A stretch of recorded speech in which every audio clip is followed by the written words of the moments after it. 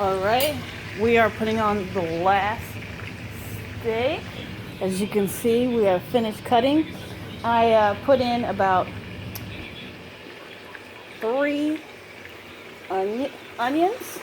I'll put a little bit of onions in there. That's alright, it's going to be in there anyway. I put in about 3 different onions.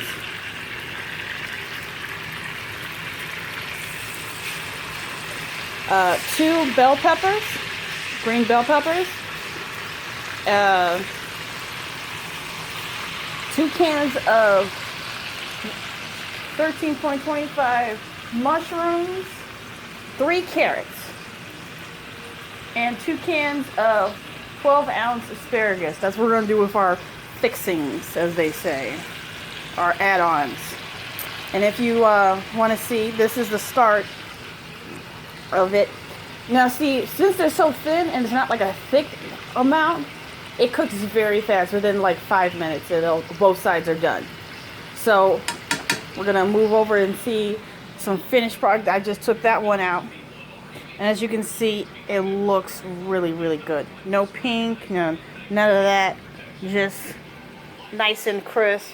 If you feel uncomfortable because things are going a little bit fast, if it's this thin, it's fine. But also remember this, because of it does brown faster because of the soy sauce and stuff, because it naturally does, because soy sauce kind of browns it out and stuff like that. So if you're not sure, cut into it. If it's still pink inside, keep going and cooking it. Because at the end of the day, if you soaked it long enough, it'll get to the core, so the taste won't go away.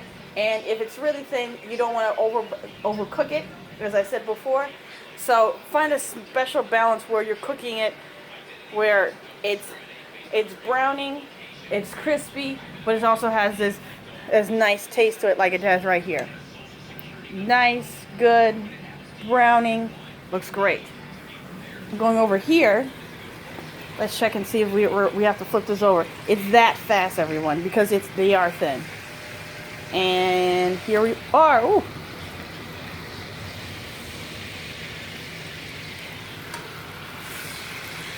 Remember, always remember, if you're not sure, cook it a little bit longer. But this is really, as you can see, there's excess. There's excess stuff coming from one. The thing about it is that it's cooked, and the other thing is from the cooking process and from just it being soaking, there are excess. So we get to the next part, you're gonna say to yourself, do I need to add more? You don't add more. There's excess in here, and there's the stuff in there that we kept, because remember, we didn't throw it away, and it's gonna work really well, where everything's seasoned really well, and with every steak you're getting a whole bunch of vegetables, and it's really gonna be a full meal. I would suggest you cooking it with a salad or even fries, but right now we're just making the fixings. So, oh wow, it is going fast. We're going to cook it a little bit longer. Now with the fixings, you can switch it around and move it around a lot, which I did do a little bit of it. But the whole thing about it is, when you put it all in, there's going to be the excess of all the juices that are coming off the meat, and all the mixtures and how it mixes together with the oil and stuff like that. And you really don't need that much oil, because everything kind of fixes itself. And the remainder of the stuff of what you soaked in, because remember, we use something that, just like with any like Chinese or anything like that, it really is made to be not only soaked but cooked with it.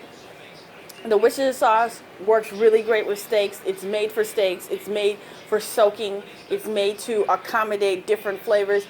And you're wondering, what about the sugar? The sugar melts all the ingredients, and it's a kind of, with the Worcestershire sauce and the soy sauce, there's a sweet and sour thing. It makes it both come together and kind of lock together, so there's nothing separating. So it works really well. So let's go back to our meat. We've already flipped it over. Let's go look at it again to make sure we're ready to take it out. We are. It is wow.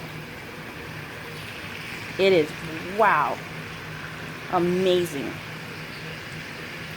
It's a little excess juice, but that's okay. It is like, as you can see, there's no blood coming off. There's none of that. It is just, wow. Put this over here. All our meat is done. Now here is the fun part. It's time to put all our fixings together. We're just gonna put it all in. Put it all in there.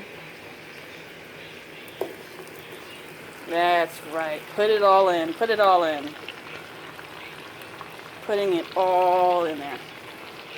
And you might ask, did you put any salt and pepper and all that stuff like that? Usually steak sauce has salt and pepper in it, so I didn't put it in.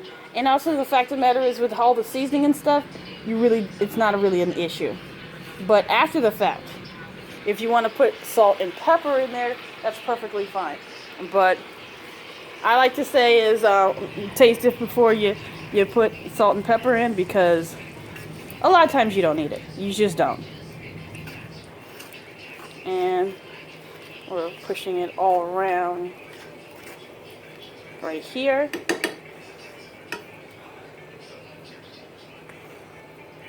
And you might say, what about the asparagus and stuff? Because this is so heavy loaded, we're going to wait until the asparagus. And what we're going to do